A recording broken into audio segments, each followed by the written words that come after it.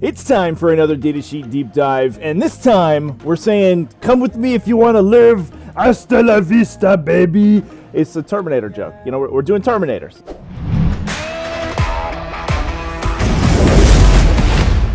What's up, everybody? Welcome back to Tactical Tortoise. My name is Trevi, and today we're going to be talking about some Terminators. This is a datasheet deep dive topic that was selected by the Tactical Tortoise patrons over at patreon.com/tacticaltortoise. So thanks everybody over there for supporting. And if you want to decide the future of the datasheet deep dive series, you can just head on over there, become a patron, and you get to put your suggestions and your votes down for new data sheets to cover. Beyond that, if you want to help support the channel for free, you can like and subscribe to the video. Do all that YouTube stuff. You know the drill. That really helps out, and I really appreciate it.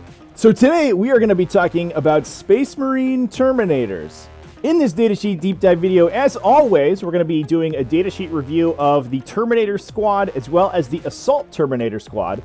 Unlike other datasheet deep dives, I'm not really going to be comparing these two against each other mathematically because I do think that they fulfill much different roles in an army, so they're not quite as directly comparable as two variants of other datasheets like we've talked about before when we've talked about Gladiators and Storm Speeders and Sicarans and all that stuff. I'm also going to touch on some of the other Terminator variants that are available to other Space Marine chapters. We're going to talk about the strengths and weaknesses of Terminators, some Codex synergies you can use with Codex Space Marines, as well as some chapter-specific synergies before rendering our final verdict and asking the ultimate question, should you put Terminators in your army? So without further ado, let's get right into it, and let's talk about the Terminator Squad. Now, obviously, there are two varieties of Terminators. There are Terminators and Assault Terminators. Each unit has their own datasheet, but they both take up an elite slot and cost around the same, 9 power level and between 30 and 40 points. In order to differentiate these two, I'm going to be calling the standard Terminator Squad the Shooty Terminator Squad because they have guns on them, and the Assault Terminator Squad, I mean, that's just the Assault Terminator Squad. They hit things with hammers and stuff. So covering the Shooty Terminator Squad first, obviously for 38 points a model, you get 5 models armed with Storm Bolters, and the Sergeant with a Power Sword, and the rest of the unit with a Power Fist. So in addition to the trademark survivability of Terminators, obviously while they come in at a standard Space Marine stat line of toughness 4 with a couple wounds, they were recently buffed in the latest version of the Codex to having 3 wounds, which is a really good place to be, especially for a high resilience unit like this. They come in additionally with a 2+ armor save, which is great. On top of that, they have the Crux Terminatus special ability, which gives them a 5+ invulnerable save all the time, which means helpfully that when we're talking about synergies to go alongside this unit, you don't have to be sourcing invulnerable saves from anywhere else to help these guys out. They pay for that a little bit with a slightly slower than average movement speed of 5, but come in at a base 2 attacks, 3+ weapon skill, ballistic skill. They're also a little bit higher leadership than a standard Space Marine unit. Now, like I mentioned before, the unit comes stock with a Storm Bolter as well as a Power Fist on most of the unit members. They do have a couple war gear options that you can upgrade these to. For every 5 models, you get a heavy weapon. On the stock standard Shooty Terminator Squad, that's either an Assault Cannon, Heavy Flamer, or Cyclone Missile Launcher. Now, the Cyclone Missile Launcher is a little bit special because it allows you to keep your Storm Bolter, whereas the other heavy weapons replace the Storm Bolter because the Cyclone Missile Launcher goes on the guy's shoulders instead of him carrying it around. Additionally, anyone with a Power Fist in the unit can have that Power Fist replaced with a Chain Fist. I think you'd always do this. I don't know why you'd stick around with a Power Fist. The Chain Fist, for being exactly the same point cost, is almost strictly better. Power Fist obviously doubles your strength for -3 AP, flat 2 damage. The Chain Fist doubles your strength, but it comes in at -4 AP for D3 damage. Both weapons give you a -1 hit penalty when you go to attack with them in the fight phase. However, the Chain Fist becomes damage characteristic 3 if you attack a vehicle model. And, I mean, Power Fist equivalent weapons you usually want to be attacking vehicles with anyway. There is an argument to be made that 2 flat damage is better than D3 damage. I actually don't believe that entirely. There are a lot of damage reducing effects coming into the game, not only things like damage ignore rolls, like a 5+ feel no pain or something like that, but also things like Duty Eternal, which are just baked into a unit datasheet and constantly give you -1 damage. In those cases, a D3 damage is strictly better than flat 2 damage. Now, there are some situations in which flat 2 damage is better if you're punching intercessors or tactical marines, for example, and they don't have a damage ignore roll. Then having flat 2 damage is good because it just kills them. But on the flip side, the Chain Fist comes in at AP 4, which means it negates entirely the target's armor save. So even though I think the Chain Fist loses out a little bit in that specific situation, being able to ignore your opponent's entire 3+ armor save means that there is a little bit of increased efficiency when you're hitting those 3+ armor save models. So I think the very narrow band of use cases where the flat 2 damage weapon is better than the D3 are basically negated by the upsides of the Chain Fist, being that extra AP, the times that D3 damage is going to be better than 2, and then also that flat 3 damage that's going to come out occasionally. It's I don't know why this isn't like 1 or 2 points more. It wouldn't. It would make sense to me if it was plus 2 points for a Chain Fist, because it would make them an even 40. I think that'd be kind of nice, but no, it's free, so you can just get plus 1 AP for free. Seems pretty good. The other war gear option that Terminators have, and Assault Terminators will have this as well, is the Teleport Homer.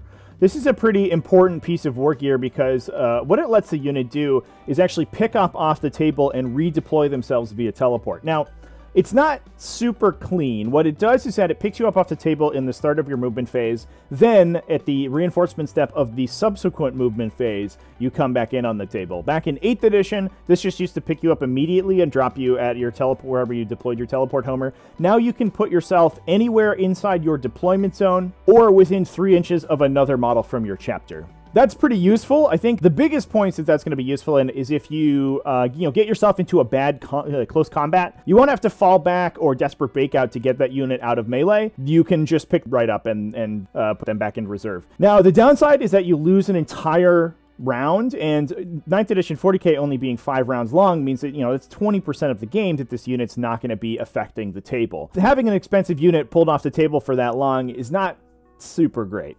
A lot of times, if you want to use this just to reposition yourself and you're not sort of engaged in melee, like the situation that I described earlier, then you're probably better just advancing yourself around a couple turns. But for 5 points, it is nice to have that opportunity because you do have that get out of jail free card, basically. If a unit doesn't get wiped out, you can just pop them out. And if you have those 5 points left over, you might as well pick it up. They have 3 options for heavy weapons, like I mentioned before: an assault cannon, cyclone missile launcher, and stormbolter, or a heavy flamer. The heavy flamer I would mostly just discount, I think. A lot of times, because this unit is so slow that if your opponent just decides to avoid it, having a 12-inch range heavy weapon on your unit means that, that guy probably won't be able to shoot. Fortunately, it being 12 inches means you can come out of deep strike and fire it now, but, there's a 50-50 chance you just roll below the number of shots you would get with a stormbolter, so at that point, you might as well just keep your stormbolter and save the points. So I don't know if I would ever really take a heavy flamer on these guys. It's really up to the assault cannon versus the cyclone missile launcher, and it's a very interesting debate between the two. Now, the assault cannon is a heavy 6, range 24 for -1 AP, 1 damage. Assault cannon profiles are actually very important right now in the metagame because in the Space Marine matchup, a lot of things are moving towards Gravis armor, so having strength 6 on your profile is very good because you're going to be winning them on 3s. In other matchups, a lot of heavy toughness 3 armies are sort of coming to the forefront. Things like Sisters of Battle and Harlequins are really good right now, so having strength 6 to wound those toughness 3 models on 2s is also very good. Now, the big downside is that it is a heavy weapon, and Terminators don't have any innate way to ignore the penalty to move and shoot. Because of bolter discipline, they're also disincentivized from making use of things that would count them as stationary, like steady advance, because they always count as stationary for their bolter discipline. So with this assault cannon, you're almost always going to be at -1 to hit. That means that over a stormbolter, you're probably going to be converting around the same number of hits. And obviously, it has a better strength and AP, which is good, but you are losing out on that stormbolter shot. The Cyclone, on the other hand, does not lose the stormbolter, and that's, I think, one of the reasons that it pulls ahead, because it still allows you to get that volume of strength 4 shooting out of this unit. It also gives you 2 missile launcher profiles. They're 36-inch range, and that's a big deal because, like I mentioned before, this is a slow unit. And once they're deployed on the table, if your opponent elects to just ignore them and, kite their threat range, which is not that long, they can do that just fine. The Cyclone Missile Launcher gives you a way to poke at them from much farther away than you would be able to normally with just their 24-inch range guns. In my personal opinion, that's why I think the Cyclone Missile Launcher pulls out ahead a little bit here. Not only do you not lose your volume of shooting, you're just gaining additional attacks on top of the rest of the attacks that the unit's already making, but you also gain some extra range out of that.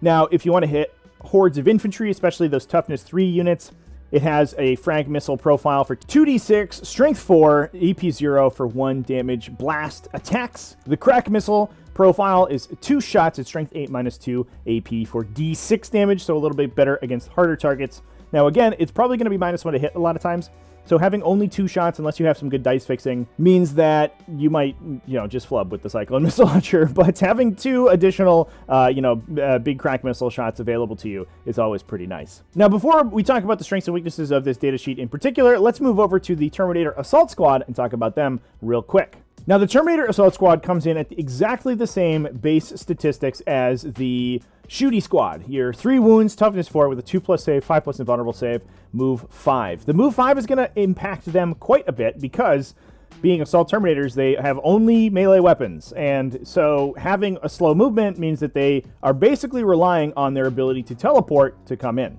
Now, all Terminators have teleport strike baked in, so all of them can start in reserve and then deploy anywhere on the table outside of 9 inches from your opponent's models. And while there's an argument to be made for Shooty Terminators to start on the table so they can start killing your opponent's chaff units immediately, Terminator Assault Squads will very often want to deploy from Deep Strike and then make use of charge buffs like Canticle of Hate to get themselves into melee as soon as they come in. Obviously, the unit has the Teleport Homer ability, just like the Shooty Terminator Squad. Obviously, being able to then jump up the table within 3 inches of another chapter model is pretty good. But a lot of times, you want these guys to be stuck in. You don't want to pull them out of melee necessarily. It's probably still worth it for 5 points if you need it because, you can be stuck in situations because they're such a slow unit that they'll come in, kill whatever they charge and then get left out in the lurch. And you'll want to be able to redeploy them again for another turn of charging. But honestly, by the time that happens, the game's going to be almost over. It's, again, probably still useful, but it's not going to be something that you use every game. Now, in terms of their other war gear, the Terminators come stock with a Thunderhammer and Storm Shield. That makes them relatively expensive. They're going to be coming in at a base 33 points, but plus 10 for the Thunderhammer Storm Shield combo. So 43 points a model for these guys. However, they can swap the Thunderhammer and Storm Shield for a pair of Lightning Claws to come in at that sweet 33 point cost, which I think is very reasonable for a model with these statistics. Now, the big benefit of the Storm Shield, obviously, is that it makes the unit much more difficult to kill. It gives you +1 to your armor save, in addition, a 4+ invulnerable save. So not only does it improve your invulnerable save against the big AP4 stuff, but also means that you can shrug off small arms fire pretty easily. Adding 1 to your armor save basically puts you to a 1+ armor save. I got a couple questions about this statistic in a previous video. A 1+ armor save just means that you're essentially ignoring the first point of AP on your opponent's weapons. It doesn't mean that you always pass your saving throws on a 1 or something like that. It means that if your opponent hits you with an AP1 weapon, you're going to, give -1 to your save, so you're going to be at a 2+ save. If they hit you with AP2, you're going to only be at a 3+ save, etc. This is compounded even further if you can get the unit into light cover. And there's a couple ways to do this beyond just literally putting them in terrain. But if you can get them in terrain, then they become extremely difficult to shift because they go to a 0+ save. So, even AP2 doesn't get them past their 2+ armor save. And, shooting like battle cannons at a unit of Terminators and having them save on 2s is really frustrating for your opponent. Now, the question of how many of these Terminators get equipped with Lightning Claws versus Thunderhammers is a pretty interesting one, and I think it depends on the chapter that you're playing. Some chapters make use of these Lightning Claws a lot better than others, and we'll talk about this more once we get to the individual chapter synergies. Is White Scars, because they have the ability to give +1 damage to the weapons once you get to Assault Doctrine on the charge. And that's crazy. The White Scars love Lightning Claws because swinging in at a flat 2 damage a pop is really good, especially when Lightning Claws make so many attacks. For those who don't know, Lightning Claws come in at a base strength equal to your strength, so 4 for the Terminators. For AP2, 1 damage. However, each Lightning Claw gives you an additional +1 attack. So these guys will be coming in with 4 base attacks with a pair of Lightning Claws, and when they charge, they'll make an additional 1, so 5 attacks thanks to Shock Assault. On top of that, Lightning Claws also give you a reroll on your wound roll all the time. So a lot of times, a unit of these, a big unit of Lightning Claw equipped Space Marines will come in, and just the volume of attacks that they can throw out, rerolling all their wound rolls, can take down big targets just by chopping them up. However, on top of that, if you can buff that damage or give them bonuses to wound, that just becomes better and better. Lightning Claws are good in a wide variety of situations. You know, they're mid AP, mid strength. However, the high volume and the full rerolls means that they convert a lot of their attacks. So because they have such a volume of attacks, they're good at killing hordes of models. They're good at beating up on big targets. They're not going to be quite as good as Thunderhammers. However, they are cheaper, so that's nice. I think putting a couple Thunderhammers into the unit so that you can deliver your cheaper Lightning Claw models is probably how most Assault Terminator squads are going to roll out. But I think it depends on the metagame that you're playing in and the chapter that you're playing as well. So just based on these two data sheets, what are we looking at for Terminators? What are Terminators going to be good at? Now, in addition to the two varieties of Terminators that we can bring in from the Space Marine Codex, there's also a couple additional varieties that are available to some specific chapters. Now, the first one we're going to talk about are Wolfgard Terminators,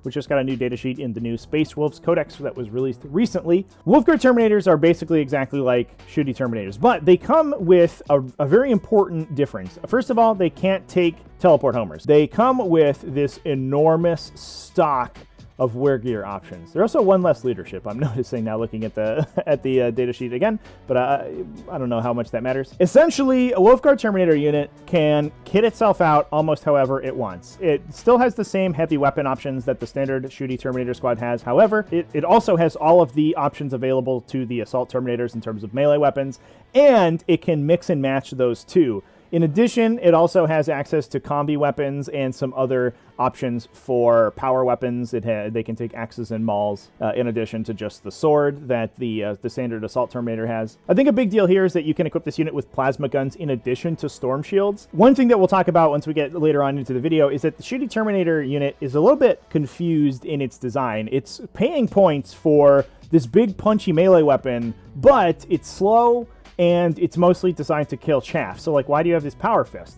And the Wolfgard Terminators can just replace that Power Fist with a Storm Shield, and the entire unit can have Storm Shields, and on top of that, they can replace their Storm Bolter with a slightly more, frightening ranged weapon. So there's a couple builds for Wolfgard Terminators that are pretty interesting. The one that I really like is that one, which is just like 10 plasma guns on top of Storm Shields. It sucks when the plasma guns blow themselves up when you're overcharged, but that's unfortunately an occupational hazard for Space Marines. That unit will come in and blow up basically whatever it shoots at. Super hardcore. You can also, double tap the two weapons if you want to be killing hordes, so you can still get that. So you can still get those 4 shots out of each model and use Fury of the First to sort of compensate for the -1 to hit that you'd get for double tapping your combi weapons. Obviously, they have essentially infinite combinations between all of the weapons options that they have.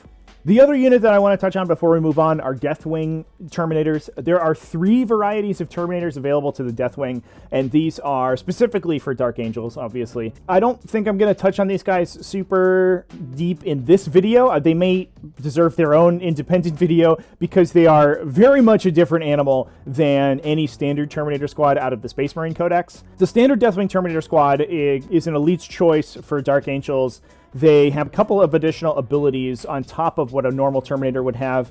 They have the Inner Circle keyword, which essentially bakes transhuman physiology into their datasheet, so they can only be wounded on a 4+. They can also mix and match Assault Terminators with standard shooting Terminators, so that they don't have to take all one or the other, so they have a little bit more options there, and they can also take a Plasma Cannon as one of their heavy weapon options. The other options that Deathwing has are Deathwing Knights, which are basically super Assault Terminators. They have sort of a Thunderhammer equivalent weapon that doesn't have -1 to hit baked into it, and in addition, they have a Storm Shield. And Deathwing Command Squads are also available for Dark Angels, which are essentially another entry for the Deathwing Terminator Squad. However, they also give you the Bodyguard rule, which allows them to protect your characters a little bit better. A really good rule to have for a unit that's, so difficult to kill, because these guys can only be wounded on a 4.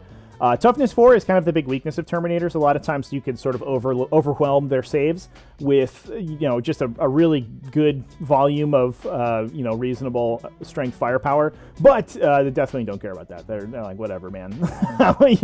Everything's strength 4 to us. Now, I'm not going to be including Dark Angels or Space Wolves in the chapter synergies for this video because they have their own varieties of Terminators and, their own swath of synergies. So, when we're building these Terminators into our Space Marine list, what are we looking for in particular? First off, let's talk about the strengths and weaknesses of the Terminators. Obviously, generally, they make a high volume of attacks. The Assault Terminators have those Lightning Claws. They can be swinging 5 times a piece in melee. The Shooty Terminators have their Storm Bolters. They can shoot a billion times in the shooting phase. In addition, you're also, just relatively very resilient with your 2+ save. However, you pay for both of those attributes by being relatively slow and having a little bit of a focus, at least in melee, on cracking armor, which is going to be a little tough for these guys because I think generally your opponent is not going to let you charge their most important armored vehicles with, a Terminator Squad. They're going to know it's coming, and they're going to screen those guys out. So in terms of what we're looking for synergies, we want specifically buffs to the survivability of the unit. I think that there is a case to be made for using Terminators as your bulwark unit for a Space Marine army. If you'll notice, most Space Marine armies, especially competitive Space Marine armies, will have 1 or 2 big, meaty units that are, 200+ points that they will stick in the center of their army and to concentrate their buffs on and make it very difficult for you to shift. This can be like an Indomitor kill team in Deathwatch, which is a bunch of heavy intercessors backed up by Eradicators or Inceptors or something like that. This could be Invader ATVs, which can be, infinitely regenerated by a Chief Apothecary. And I think Terminators are another option that you can use for this. Terminators fit this role well, not only because they're relatively difficult to kill, but also they put out a lot of shooting, so you can't exactly ignore the unit because they're slowly going to, evaporate all of your infantry that are on the table if they're able to take the center of the table and just keep shooting, especially the shooty Terminators. So in that case, buffing their survivability is good. If they don't really need invulnerable saves unless you can buff them past 5+, which not many factions can do, but armor saving buffs are extremely good for them. Any damage ignore rolls are also pretty good. For 3 wounds, it's a little bit awkward because 2 damage weapons can sometimes punch through your damage ignore, and they won't really help you. But especially for single damage weapons or flat 3 damage weapons, having the damage ignore roll is excellent. Because of the volume of attacks that they make, any wound roll or damage buffs are super good. We touched on this a little bit when we talked about the Assault Terminators, but giving +1 damage to your Lightning Claws means that they put out an immense amount of damage. And any wound roll buffs for the Stormbolters on a shooting Terminator Squad are going to be super useful. In general, we also want to buff their threat range, especially for Assault Terminators, but also if we want to make use of the Power Fists in a standard Terminator Squad as well. And if you are using them in that Bulwark style role, being able to buff the Overwatch on a standard Terminator Squad is actually pretty useful because they do have a high volume of attacks, so that can be something that disincentivizes your unit from engaging them. In addition, for the shooting Terminators, if we can source a Master Artisan style reroll for their heavy weapon, that is also pretty useful as well. So moving on to the synergies that we can use alongside Terminators.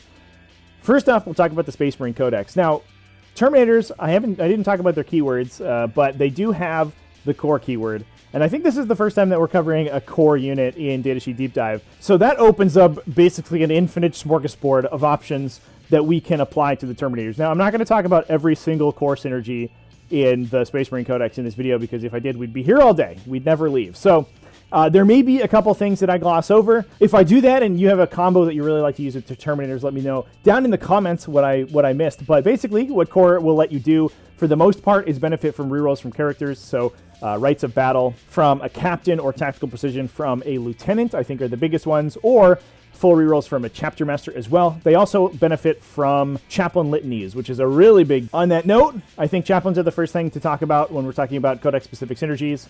I would always take a chaplain next to a Terminator Squad. I think you have the +2 to charge protection potentially if you need it. That gets us our threat range buff. You also have +1 to wound the closest visible enemy from Catechism of Fire. That gets us our wound roll buff if we're looking at shooting Terminators. So I think chaplains just have, an answer for everything that Terminators really want. Almost all the litanies are really good for them. Full rerolls in melee is excellent because those Power Fists and those Thunder Hammers are not super accurate. +1 to hit with your ranged attacks is also pretty good.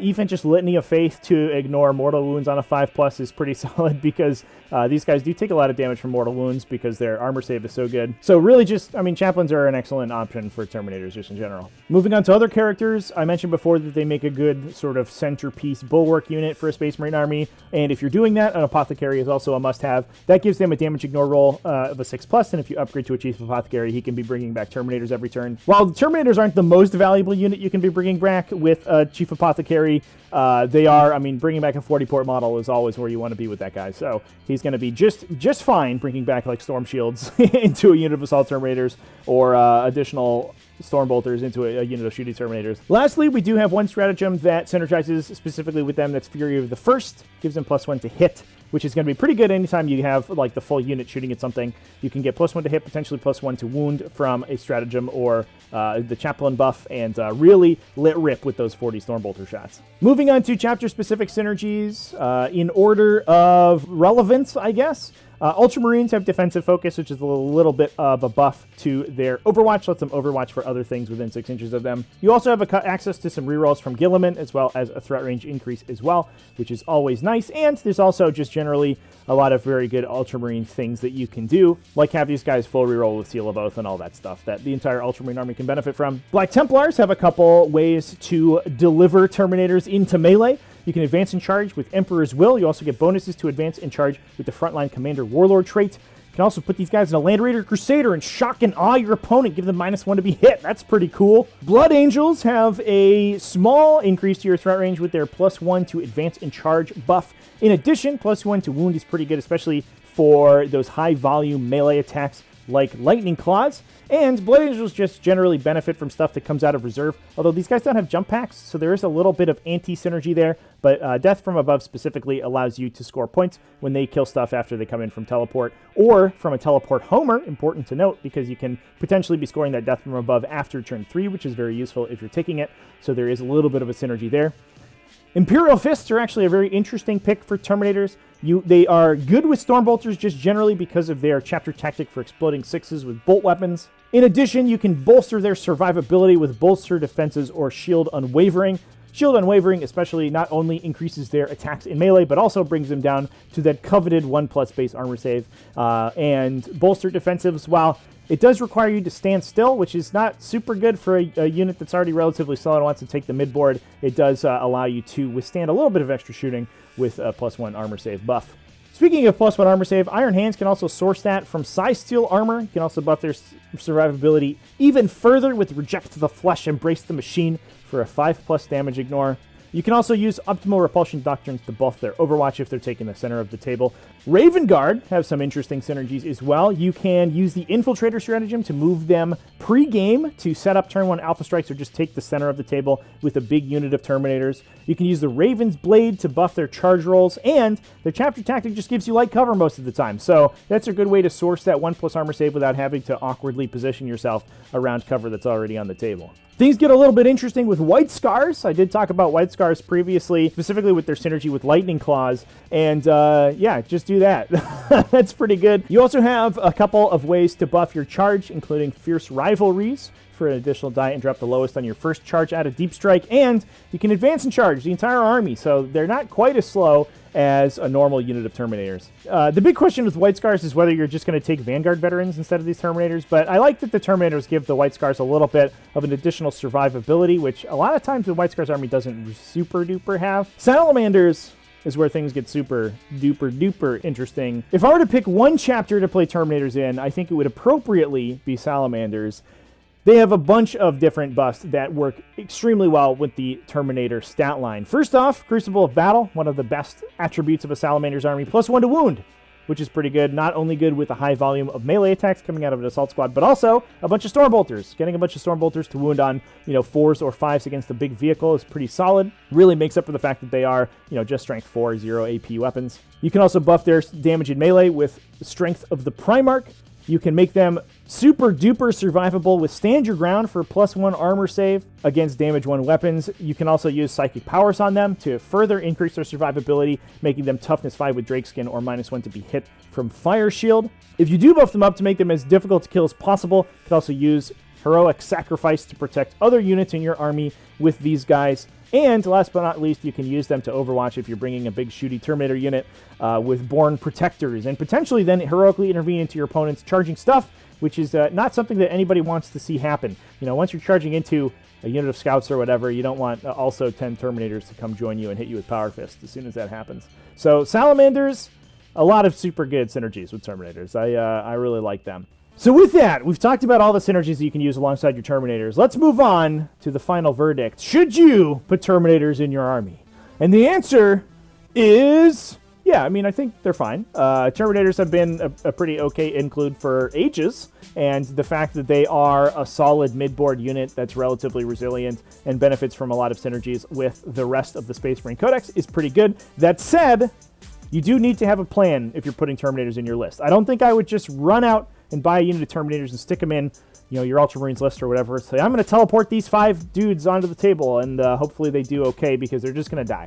And I've seen a lot of newer players really want to play Terminators and, you know, put them on the table, and then one thing looks at them and it's like, I'm flat 3 damage, dummy, and blows them up. And you do need to have all your synergies in place if you are putting Terminators in your list, because they are very expensive models. And I did preface this a little bit before, but their datasheet is sort of a confusing combination of attributes. First off, they are very assault-oriented. The downside is that they're also super slow, so that doesn't really work. They're also relatively short-ranged, and on top of that, they're still very slow. So they're sort of relying on their teleport and their resilience to get them into melee. That doesn't always work, and it really requires you to do some extra legwork to make that efficient.